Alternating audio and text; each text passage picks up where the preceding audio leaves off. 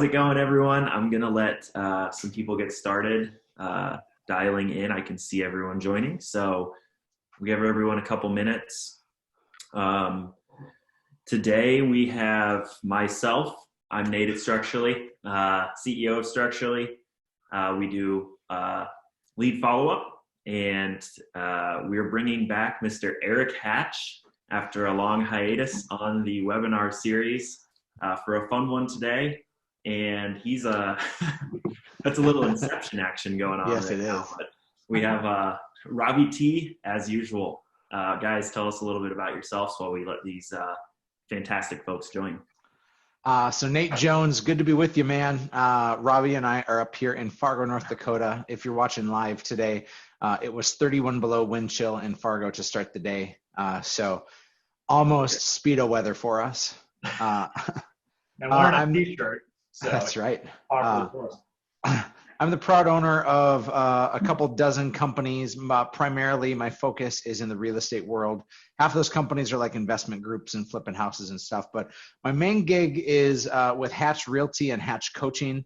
Hatch Realty runs solely as a real estate team. We just happen to own our own brokerage, and we are in 4 different markets: Fargo, North Dakota; Grand Forks, North Dakota; Bismarck, North Dakota; and Detroit Lakes, Minnesota.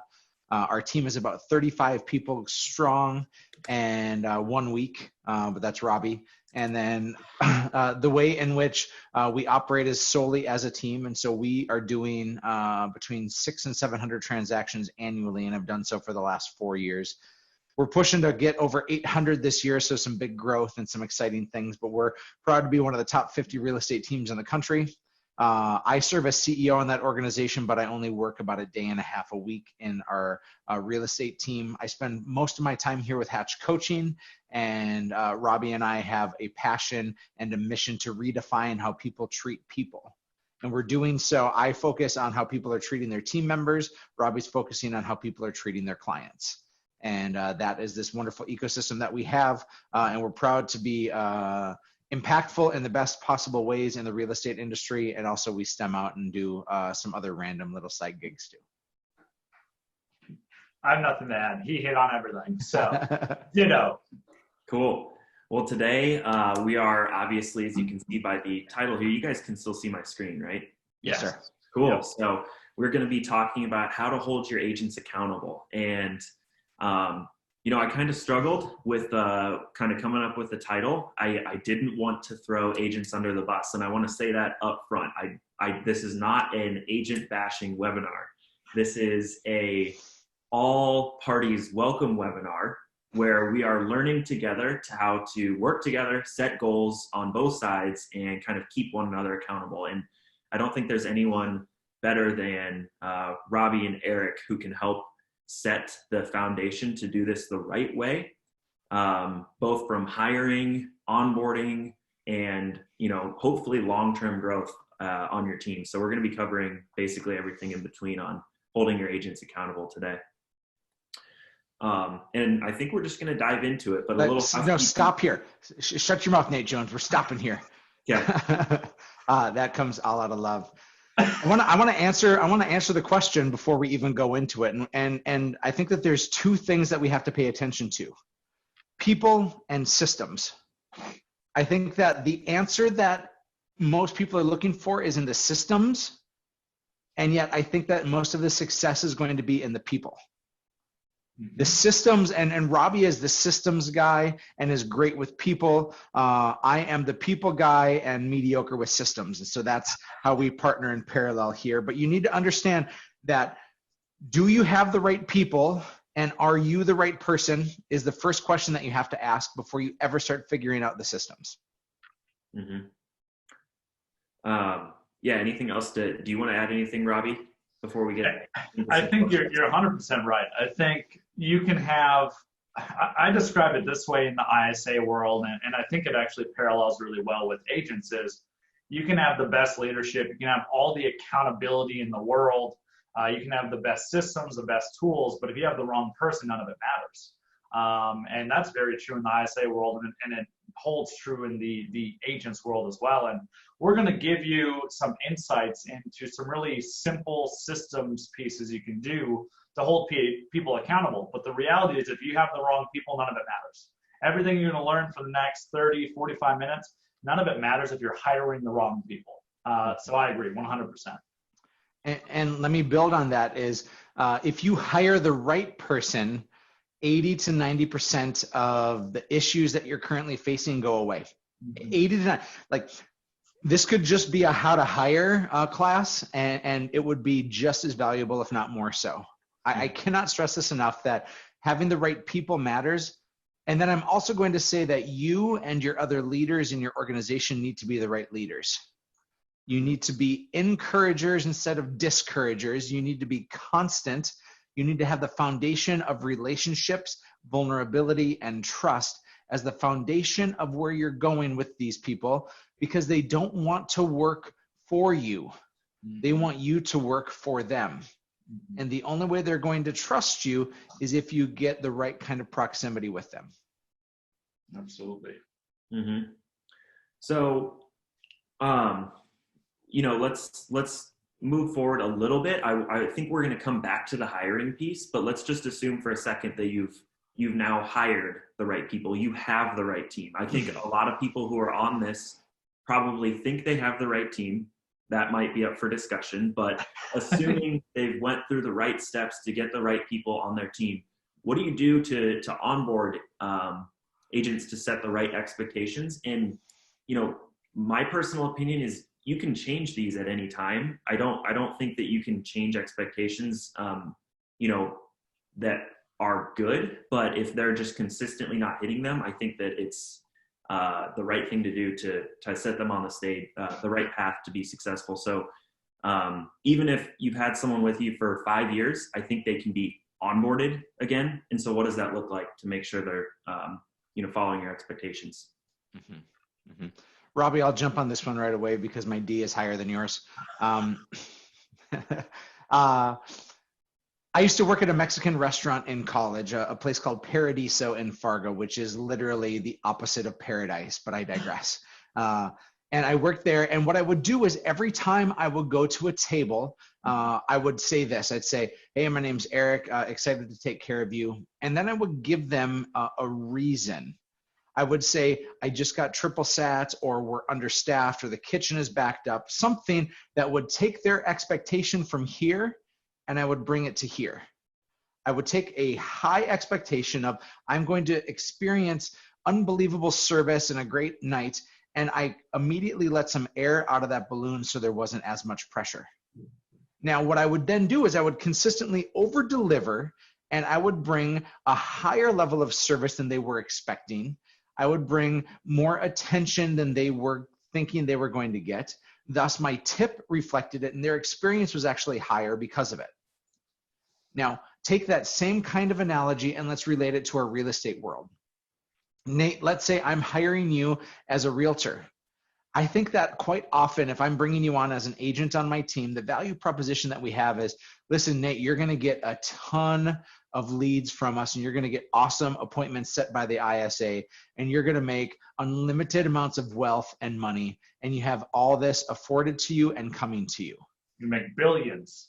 Yeah, you're gonna make so much money, and this is gonna be a pretty great job for you.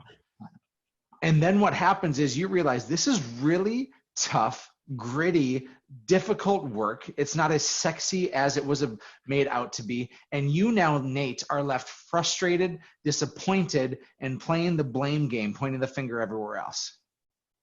And so the way in which we bring our agents on for moment one is we scare the bejesus out of them.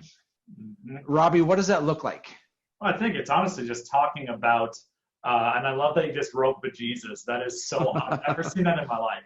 I think it's just honestly talking about the non-glamorous parts of the role. In the ISA world or the agent role, it's talking about the reality that you're easily going to be working 60, 70 hours a week, that sometimes you become a punching bag for other people to punch on when they're going through an emotional transaction. So it's really being just honest, transparent about what you typically go through. Because the funny thing is most people, when I ask them, how many hours are you working a week as a rainmaker? Or when you're in production, how many hours were you working a week? They're like, easily 60, 70, 80. they don't ever talk about the commitment that is needed in this type of, an agent role to actually be successful. So I think it's, instead of trying to, glamorize it and oversell it, really what you're getting at is talk about the realities of the difficult pieces that you're going to go through. The other key piece is this, is you don't make almost any money for 6 months. You literally make almost nothing. And you need to talk about the realities of the role. And you don't have to lie about it. Just talk about the stuff, the warts, the difficult parts of the job, instead of just trying to glamorize it and put, makeup all over it. And I think that's really what we've done. And we do that pretty much, from the get-go. Mm-hmm. I think it's imperative to sell a lifestyle and not a job or a career. Yeah. To understand a lifestyle means that there is the infusion of interruptions and uncertainty that are riddled with what you're doing. Now, we as rainmakers and CEOs and team leaders, it's our job to know and understand that those are actually the biggest fears that your team members have, is uncertainty and interruptions. And it's our job to create a world where that isn't as imperatively disruptive as they believe it to be. Mm-hmm. And so if you're selling the lifestyle over the job or the career, I think you're now setting the expectation of understanding that they're stepping into something that is going to demand more of them. And frankly, I would say, just to add to that, Eric, make sure you add in details about it, right? Don't just talk about how it's 50, 60, 70 hours a week. Talk about how you're constantly being interrupted on a Saturday to go do showings. You're constantly on Sundays doing open houses. You're constantly stepping away, because that's the realities of what an agent is typically going through. And I think don't just talk about it from the macro point of view. Make sure you bring up, like you said, the lifestyle, and give specific examples of what that's going to look like. Because that's either going to scare the heck out of someone, or something like, oh, okay, I can do that. Mm-hmm. So those of you that don't know, Robbie's wife is Lauren. Robbie has 3 kids, ages 6, 3, and less than a year old. Did I get that right, Robbie? You did. Crushed it. Okay. Thank you, buddy. Details are not my thing, but I got that one right. Now, in onboarding time or in an interviewing time, I can sell all this to you, Robbie. Mm-hmm. I can say, this is a lifestyle. Are you prepared for this? Can you handle all these interruptions? And you're going to say yes, because you want the job, you want the role. Correct. If I'm doing my job correctly, I'm going to say, Robbie, can your daughter and your wife handle this? Mm-hmm. And you see how that changes the perspective, because you aren't hiring an individual, you're hiring their family, their friends, and the crew that they bring with them. Mm-hmm. And so, yes, it's one thing to paint a difficult picture for that person, but you have to change the perspective so that the lens is seen now from Robbie's wife's perspective or Robbie's daughter's perspective. Robbie, are you prepared to be at dinner with your wife? And is she prepared for you to be at dinner? And you have to step away from feeding your kids to go and answer that call. That's a very good point. It gets them to think differently about it as well. I think it's a very good point. Mm-hmm. How'd we do there, Nate Jones? So I'm going to skip ahead to one of our questions here, which is this Sure. one.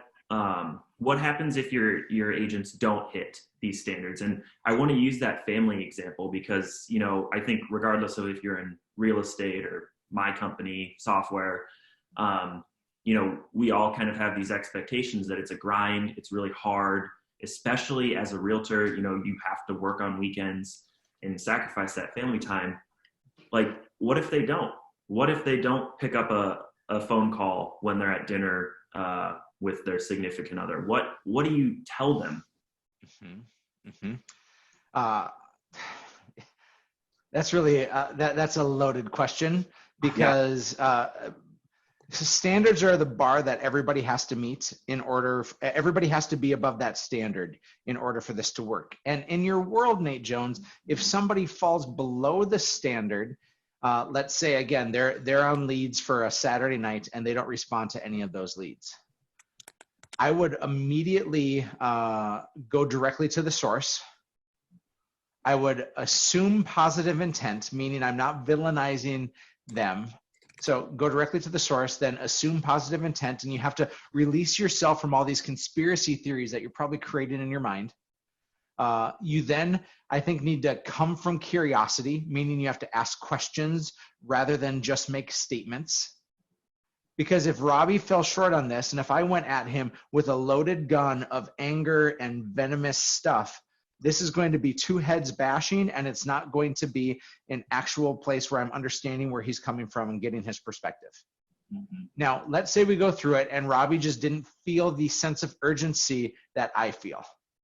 And isn't that the case for us that have agents on our team, is that 95% of the time, we don't believe that our agents care like we care, or that they have the skin in the game like we do. And sometimes they do, sometimes they don't, but we immediately jump to that. In this conversation with Robbie, if we're at a place where I'm finding out that he doesn't care, I have to figure out what he does care about. I have to figure out what does motivate him. I have to figure out what is the source of his action or his inaction. Now, some of you are looking for the answer to say, well, you fire that person. And understand that every decision you make, whether it's an action or an inaction, has consequences and ripples that spin from it. So if you make the decision to hire someone when they fall, or to fire someone, pardon me, if they fall out of line, you now are seeing that other people are probably going to be gun shy, and they're going to perform just enough not to get fired, but maybe not enough to excel and shine. Because why would somebody feel like they can shine in a world where they're easily expendable? And so there's a lot of layers of leadership things that are infused with this. But let's say that I figure out what Robbie's big why is and his motivator is, which is leading him to both action and inaction. He's fueled to be impactful for people in his life, and he wants to be the best at what he does. Well, the only way that Robbie can be the best father and the best husband is if he's also the best team member here. And so we have to have conversations about what he is motivated by. So in our world, we have standards here at the base. Above that, we have goals. And those goals are not my goals. They're Robbie's goals. They're each individual's goals. And then at the top of that, we have expectations. And that's our job and our opportunity as leaders and people who breathe truth into folks to say, Robbie, I know that your goal is to sell 50 houses this year. And 50 houses is good, but I actually think you have the capacity to do 60 because I see how hungry you are. And if you want to get there, I want to help you get there, because now I'm taking his goal, which is not my standard, and I'm increasing that and showing him what's possible. And even if he lands at 55 or whatever, it's still better than he would have landed if he was here. Are those goals or standards, are those across your entire team? Are they well, let me step back. Are the standards the same across the entire team, and the goals are unique to each individual? Kinda. Okay. Here's what I would say is that standards are the same for people who are in the same tier. Yeah. Our listing agents, our buyer agents, our time in the job and time in the role, those are all a little bit different, right? I can't expect a first-year agent to perform like a second-year agent performs. So we have different standards based on the time that they've been at the job and the role that they're fulfilling, but each area has their own standards that are identified. Mm-hmm. And then Nate, on your screen there, switch up the greater than. Standards are less than goals or less than expectations. Expectations would be at the top. Yeah, buddy. I was trying to make it like an arrow. No, yeah, I think this makes a lot of sense. Robbie, build on that, because you live in our world all the time when it comes to standards and accountability and that sort. I think the thing a lot of people get uncomfortable with is when we talk about if somebody's below standard, that we're not just immediately firing them. Like, I wanted to shout out, if they're below standard, fire them, because that is 9 out of 10 people I would speak to, that's going to be their status quo. And a lot of people want to hear that, and they're uncomfortable when we say we don't do that. And really, it comes down to this. We really just believe in this idea of, instead of just firing, we coach up or we coach out. And what I've found, and what we found in a lot of these situations when somebody is below standard is when you go to the source, when you assume positive intent, you come from curiosity, and you align that with what you know they want in their heart. Oftentimes there's some barrier, there's some frustration, there's maybe something that person is going through that maybe they were not, they didn't feel like there was permission to share. And oftentimes, instead of just firing someone, you can help bring out the best in someone.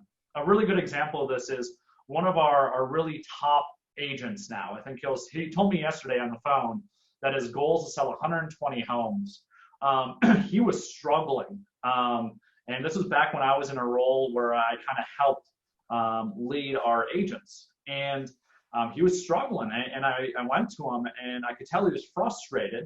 And a lot of people from these types of frustrations would just go and fire someone like this. And literally all I did was I was like, dude, we just got to talk. And I was like, dude, what's going on? What's going on in your world? And it's amazing how little pebbles will cause human beings to fall below standard.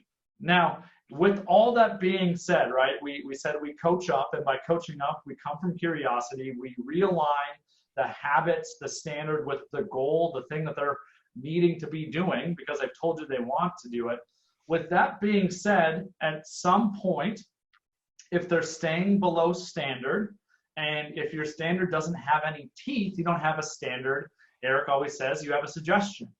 And ultimately, what you do need to transition to, because people will always hear it as, well, you guys don't fire people. Well, no, we would coach them out. We just wouldn't do it in a heartbeat. Instead, we're going to come from curiosity. We're going to try our best, because I would say almost always, people falling below standard is almost never on them. You've either hired the wrong person, which is the most common thing I see, or secondly, you're not leading them. You're not getting the best out of that person. And that failure is not really on them, it's on you. And that's what we've done. It's the whole idea of extreme ownership, that when people are failing, we do our absolute best to see where have we failed in this? Where can we help with this? So when we're trying to coach people up and get the best out of them, we're doing that first. That is always our default. Now, with that being said, if they continue to fall below that standard, you've got to have some consequences. And for us, ultimately, that means that some people will be coached out of the business. They will be leaving. It's really rare. It doesn't happen often. Eric, how many times has it happened in our world where we've coached people out? A couple times a year. Yeah. Yeah, not incredibly often. Some people are firing and firing all the time. Now, this isn't the case if somebody's falling below like a performance standard. If somebody falls below a cultural standard, then we coach them out right away. Totally different story. Yep. Totally different game. We're talking about maybe they're not performing, making the calls, doing the work like they were supposed to. Then we try to coach up. But if you did something obscene to someone, you got to go. Mm-hmm. And Robbie, you said something there that you said quickly, but it has some serious grit to it. And that is that a standard is only a standard if it has a consequence. Correct. So understand that consequences are the difference between a suggestion and an actual, like, if you don't do what you're supposed to do, there is a consequence for that. Mm-hmm. And so if somebody does not meet the standard consistently, they should be put on what's called a performance improvement plan, or a PIP for short. And what's interesting is if you research performance improvement plans, they say like 85% of the time, a performance improvement plan doesn't work. And I believe that number can be lessened when the performance improvement plan is both for the leader and the person put on the plan. Amen. Because I can't say to Nate, get your crap figured out, fix your cancer, fix your chaos. I'm going to go do my stuff. And instead, we have to be in it together, working for a new goal. And what's so important in this is to monitor the crescendo. Meaning, if you're here today, Nate, what I want to make sure is that you're getting a little bit better and a little bit better every day, and you're taking active steps towards improving. Mm-hmm. Take the H out there. Excellent spelling. The thing that happened, I was so distracted by that. Was that you or Izzy that was typing that? He is the worst. By the way, just so you all know, Eric is like the grammar perfectionist in everything. So he's the only dude I know that would call someone out on a webinar live over take that H out. Goodness sakes. I thought my life was bad when I misspell a word, writing something. I do feel like a cotton-headed Niggy moments there. There you go. Write that down. that performance improvement plan is for both the leader and the person who's on it. And I think that 85% number diminishes greatly. You as the leader can't ever want it more than the other person. And if you want it more than the other person, you have a culture problem. And that culture is that they're not hungry. And they're not hungry because you hired the wrong person. Correct. Yeah, this was all great. And, I think I had no idea that the stat was 85% of performance improvement plans don't get hit, basically. And I fully see the problems with that. And I think that, that was a massive eye-opener for me and a massive truth, saying that the performance improvement plan is for both the leader and the recipient. That's a huge piece that I don't want people to miss, which is why I kind of started this webinar by saying, this is titled How to Hold Your Agent Accountable, but what we're probably getting into is it's actually how do you hold yourself as a leader accountable. Mm-hmm. I would say this, Nate, is our job is not to light a fire in anyone. It's not. They either have to have it or they don't. It's our job to provide kindling and the right oxygen and the right environment for them to be set ablaze. Yes. Mm-hmm. And so we have to make sure that we aren't just dealing with the wrong stuff, and instead we're dealing with that right kind of energy, that right kind of environment. And it's our job to cultivate the right environment and to bring in the right people who already have a fire inside of them. Mm-hmm. So it is, this accountability piece is an us. It's not a you or me, it's an us. Mm-hmm. Yeah, no, I think that's great. I kind of want to move into another question here. I hope this lines up with what we're talking about. It's just kind of then one notch up of standards. How are you setting goals and how are you tracking goals? Robbie, this is more your area. Mm-hmm. So I think really what it comes down to, in our world, we have leaders that lead their departments. And in terms of setting goals, it's those leaders sitting down with the individuals in their department to find out where do they want to go. And that way, because goal setting is really simply this. And it's aligning what's in your heart. And for me, that's the fire, the hunger that somebody has with the logic. How do you actually get there? And I'll tell you this, at the end of the day, to kind of reiterate what Eric just said, that what do you think is going to win every single time? If somebody doesn't have it in their heart, but you create the best plan and goal in the world, what's going to win? It's the heart every single time. People will keep always trying to use goal setting to increase people's performance, and usually that's not what matters.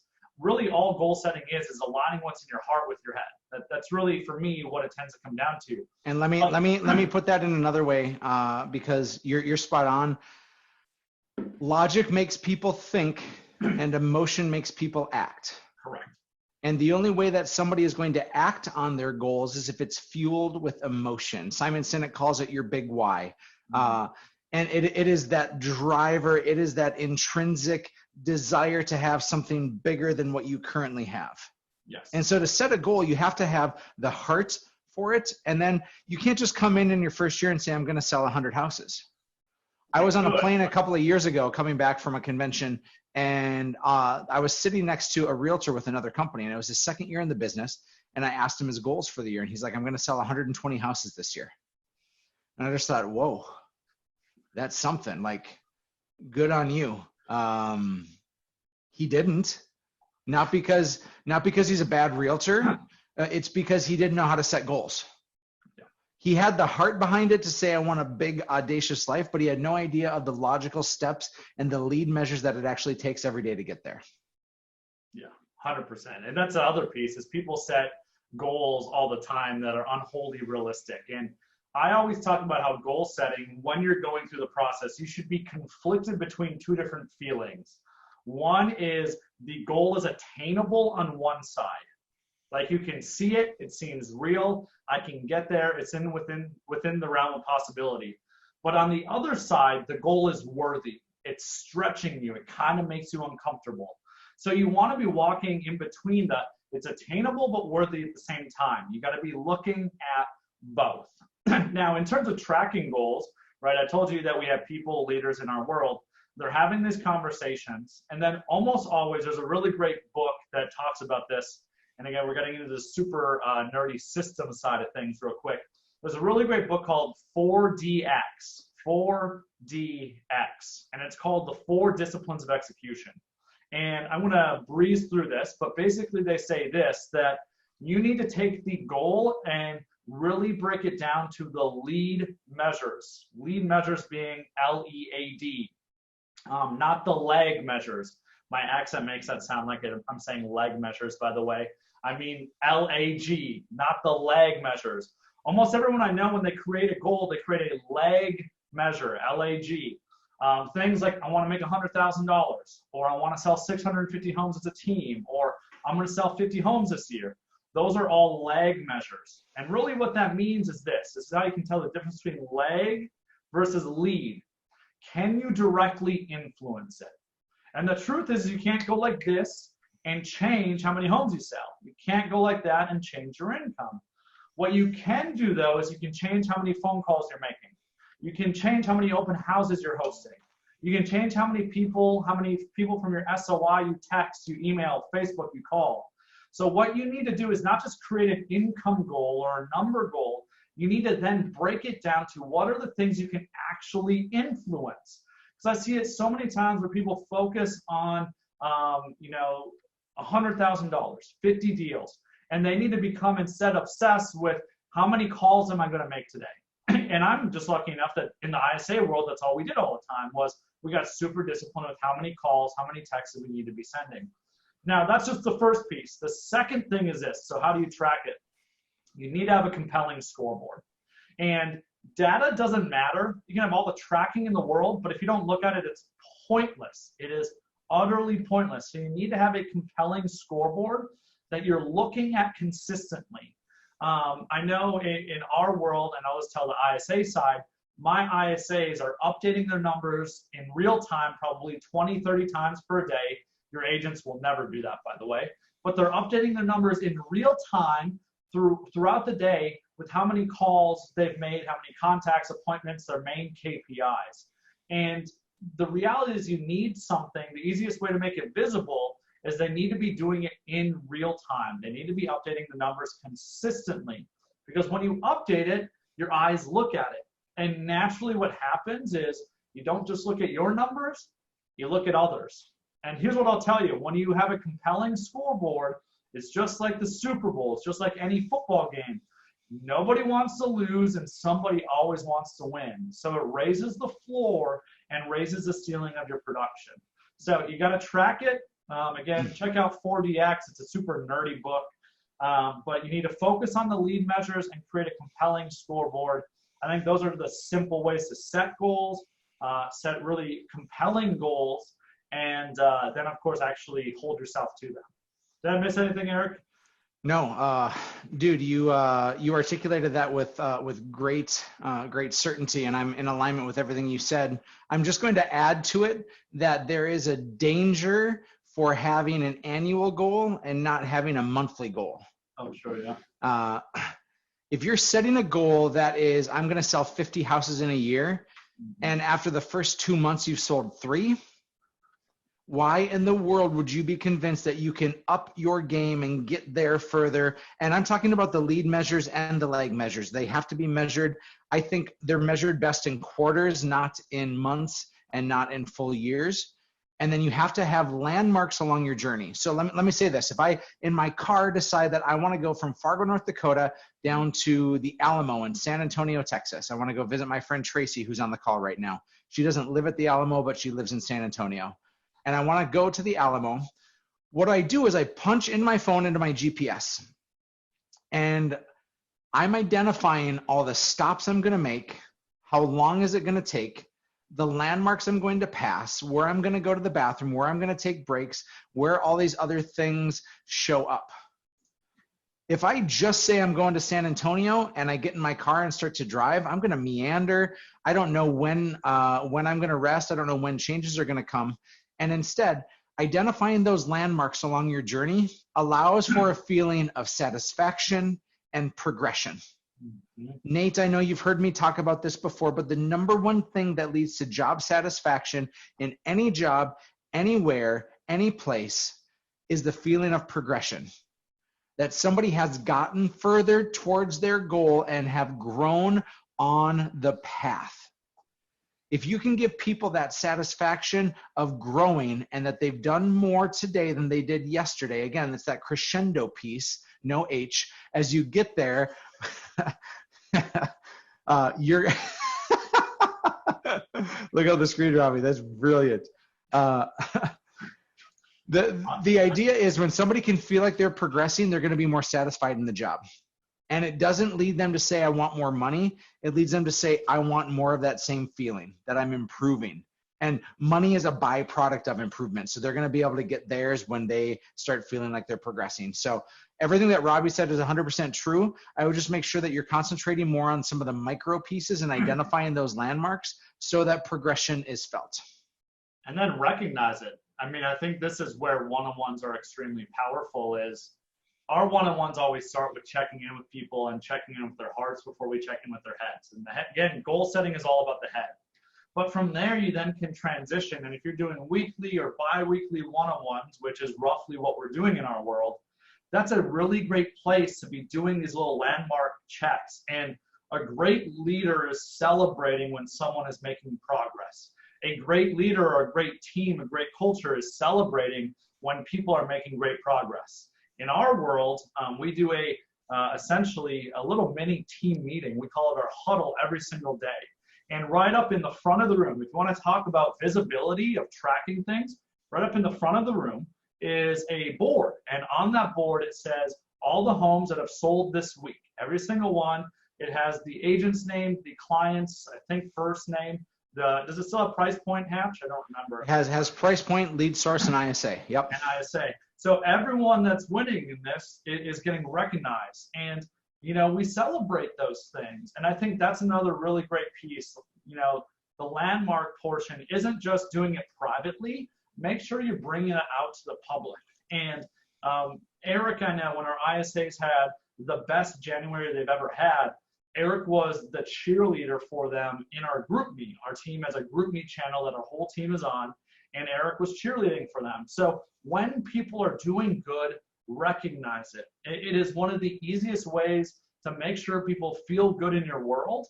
And of course, what that does, it gives them that little bit of energy to keep pushing because they feel like, hey, this feels good.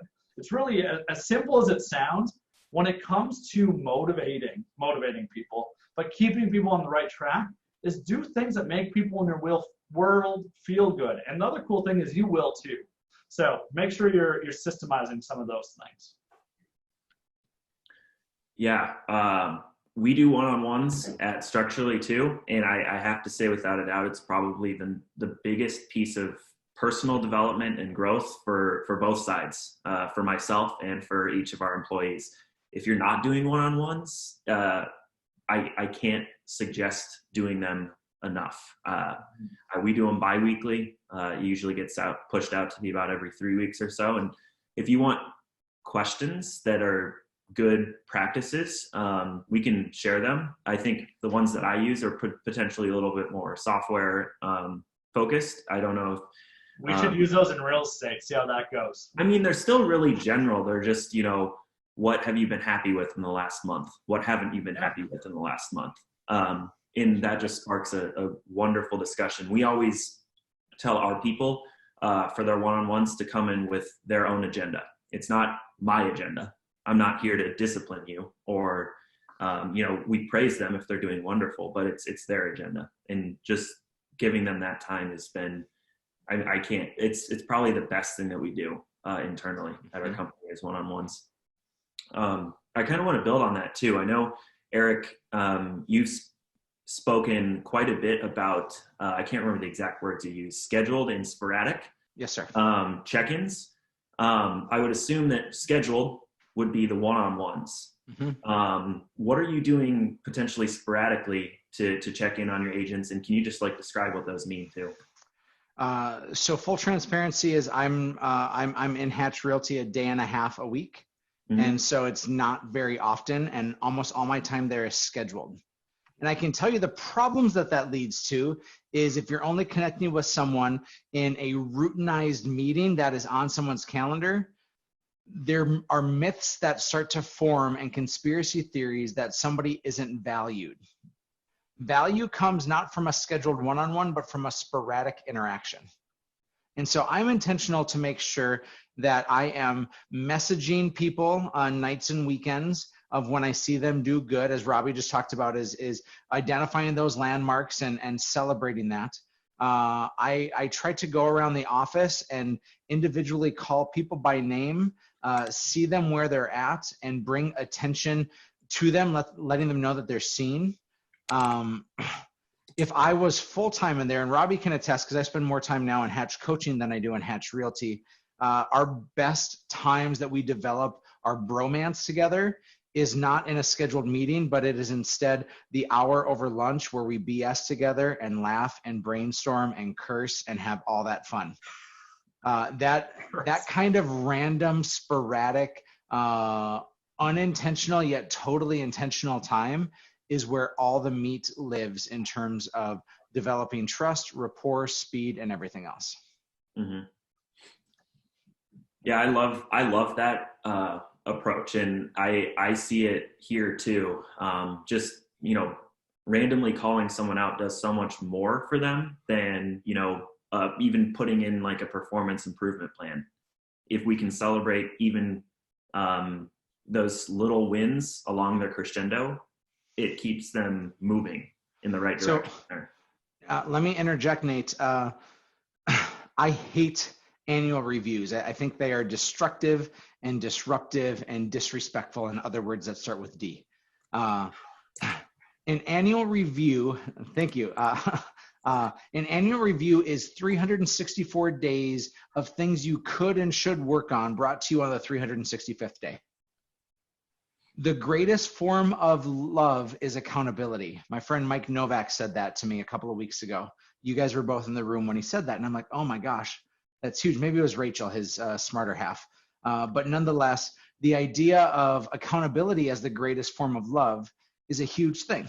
And if I love you, Nate, and I do love you, and we're working in the same world together, it is irresponsible of me to be holding you accountable for one day a year or one day a month or one day a week at our one-on-ones. Accountability, like love, is a constant.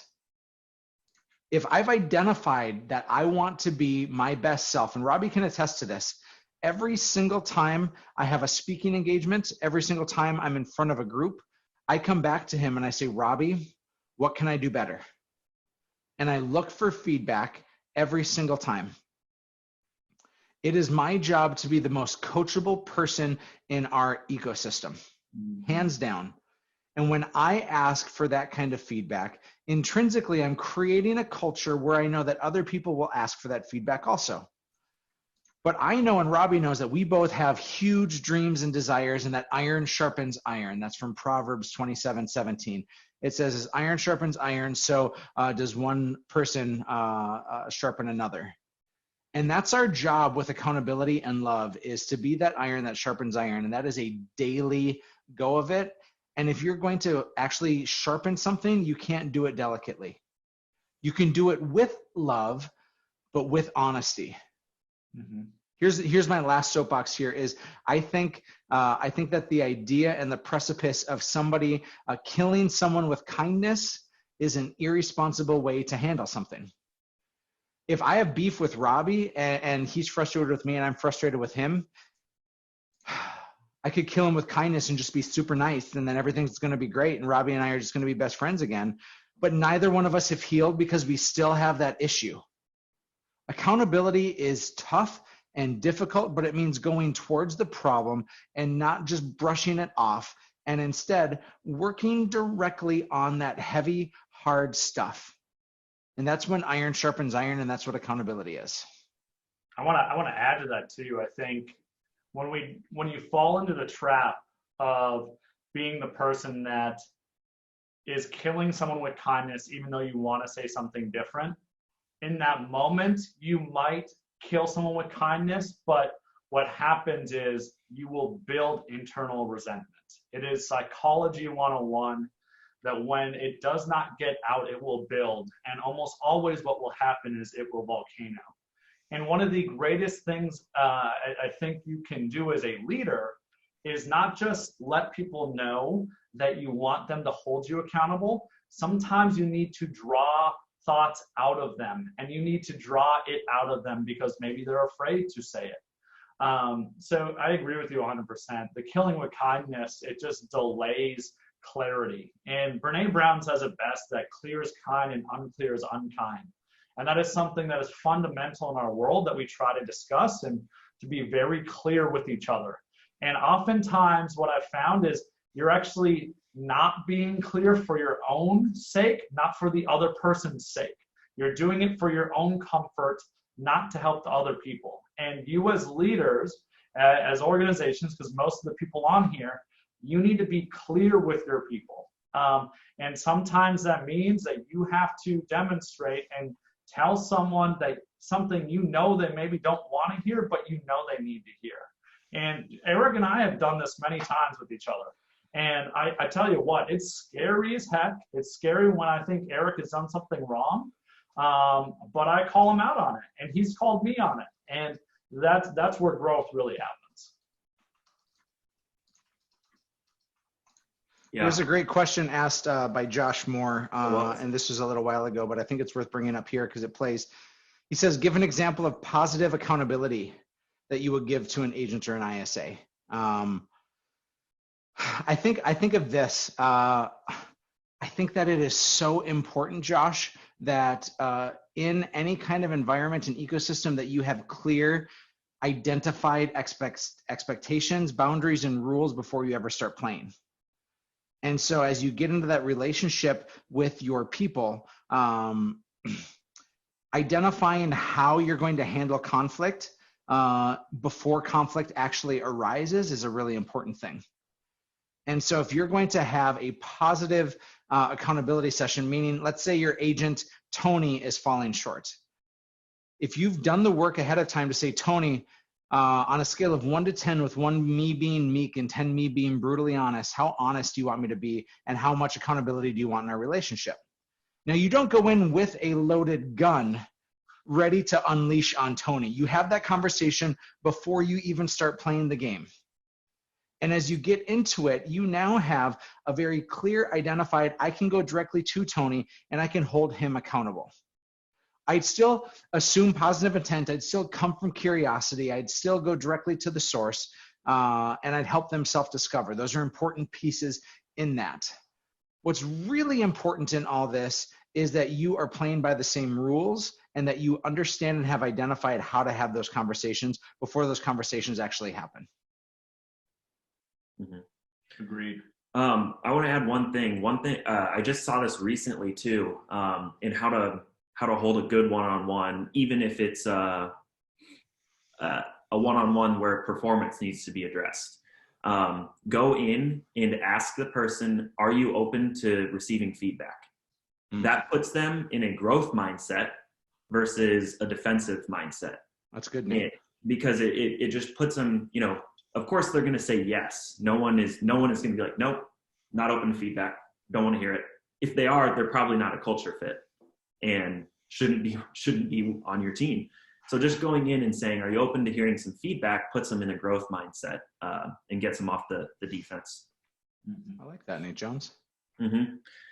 Yeah. So I think Leah asks a question in our chat too that's probably very specific to the question that we're on. How are you auditing your agents? So Leah asks, how do you handle holding others accountable when you have leads that need assistance, but not everyone is available? So what are some of the specific things that you guys are doing to audit your agents, making sure that they're, being accountable to bread and butter, your customers, your leads. That's in our ISA department, where they essentially serve as the keepers of all the juju, right? They have all of the appointments and everything else, and so they have that kind of control. And there's a consequence if they don't meet the standard, and that is if they can't update the CRM, if they haven't done what they're supposed to do with the current leads that they have. What they're saying is, I have so much business, I don't have time to tend to this and to do my job. And so that is a trigger for the ISAs to say that the consequence because of that is now we can't give you any more business, we can't give you any more appointments or leads until you show that you have enough time and capacity to get there. So again, a standard without a consequence is merely a suggestion. Robbie, what am I missing? I think I'm actually going to go down a slightly different path because as being a lead conversion coach, I've helped a lot of teams create standards, because a lot of people say they have standards, but it's suggestions. They've had suggestions. And one of the simplest things that has to happen when you create standards, I think it gets to what she's saying here, where not everybody's on the same page, is you have to create clarity.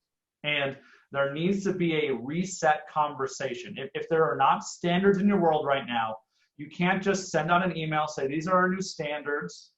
This is what we're going to start doing. We're going to start living by it.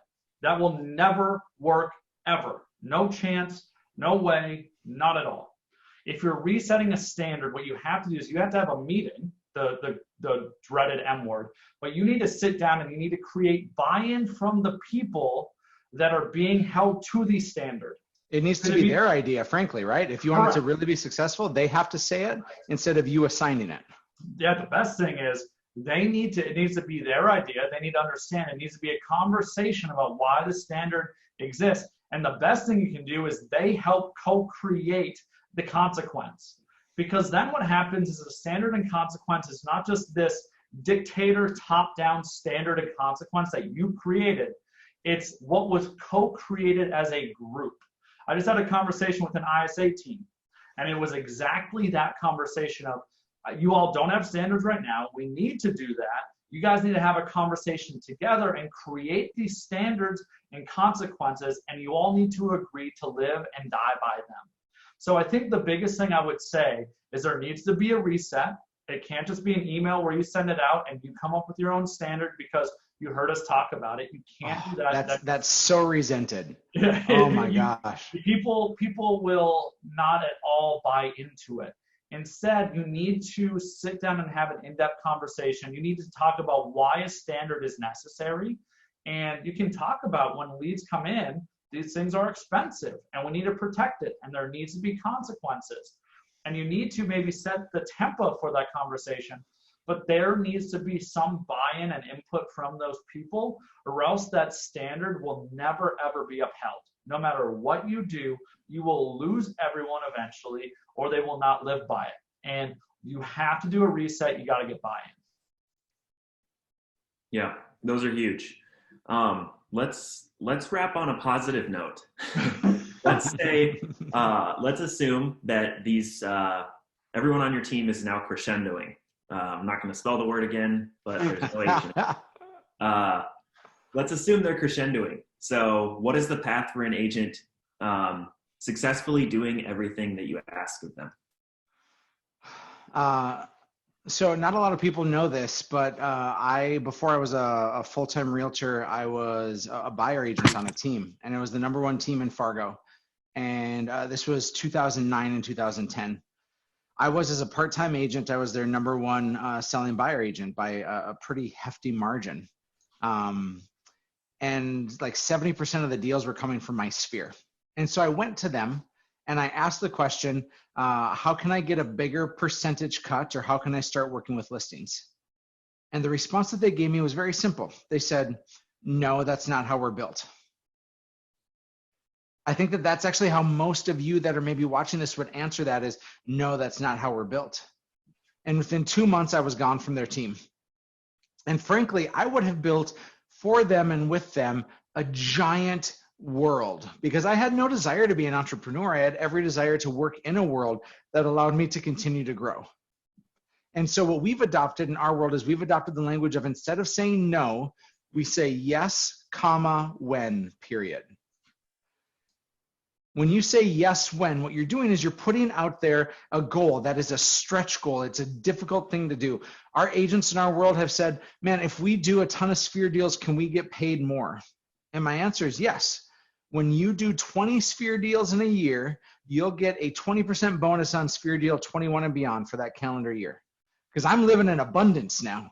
And wouldn't you know, the average number of sphere deals my agents now do are 25 sphere deals per person. Think of that world that I've created for us, that they've done the work, and we've just simply said, if we would have said no, they would have all been left. They would have gone, right? They would have disappeared from our team. And so the path that we have is we say yes when. And so we also have now built out an agent career path that shows what that next step looks like. Frankly, a lot of us are behind the times right now because we don't know what it looks like once our agent gets really good. There is an adage, and in fact, I have some friends in the industry who have a different philosophy on how to run it. But I was chatting with one of my friends who sells more houses than we do annually with a whole lot more people. They're doing about 1,200 homes annually, but they're doing so with about 120 agents. And he's running a very profitable and good business. It's just not the business that I would want. And the reason why is because when I challenged him and I said, what happens when an agent hits about 20 transactions? He said, they leave. They're gone. And that's okay for him because that's the world that he wants, but that's not okay for me because that's not the world that I want. And so what we've had to do and force ourselves to do is we've created a career path, whether you start as a showing partner, then grow to an agent, then grow to a premier agent, then you can grow to an elite agent in our world, where literally you can stay in our world and just work your sphere and then fish in the pond and that's it. And you have a cap and you can make exponentially more money with us than you could anywhere else. Like, we've built out all these different things in our team because we're saying yes when instead of saying no. Yeah, I want to add one more thing to that. One of the agents we lost that really kicks us was when we said no, or at least it was a perceived no. And it's what triggered, honestly, us talking about the yes when. The roots of why we had to really change our mindset came from losing someone. And that's what happens, right? Is you go through pain, and that's how growth happens. You don't grow when you're moderately in pain. You grow when something hurts. That's when you challenge what you're doing. It's just how our brains work. And for us, the thing we're preaching to you right now is you can either go through pain like we did. If you want to build a team that is top producing, you can keep pressing restart, which is exhausting, by the way, because you're always hiring, always bringing new people in. You got to hire a bunch of managers for a bunch of people. And again, it's not saying that model's wrong. It's just not what our heart desires. But when we said no, we lost someone that we probably shouldn't have. And maybe I don't know for sure, but we did for sure lose them. And it's what caused us to start saying yes when. And you control what yes when is. It's not saying give away the farm. I got to go too. So it's already 1:30. But that's the biggest thing is yes when is huge, or else you're going to lose really good people. Nate, you're on mute. There you go, buddy. Got it figured out. Yeah, so we have a 1:30 pretty hard stop here, and this has been a fantastic hour. This has flown by for me. I learned a ton on this process, and I just want to wrap by saying I think the crux of how we ended here is a lot of everyone kind of thinks that agent accountability comes from when someone isn't performing, but you also have to have a measure in place, a path in place for when people are performing. It's both sides of the coin. And so with that, I think we're gonna wrap up here. Everything will be sent out. This recording will be sent out shortly. My fantastic notes, crescendo spelled wrong included, will be sent out in these slides. So we'll have it available on our website, and we'll get this updated on theisaradio.com. Anything else you guys want to add in the last couple seconds? No, man. Appreciate what you do, Nate. Cool. Well, let us know if you have any questions. Check us out at structurally.com, as well as hatchcoaching.com with the release of their new Convert tool. You don't want to miss that. Again, this will all be sent out to you shortly. Thanks again, everyone. Thanks, Eric. Thanks, Rob.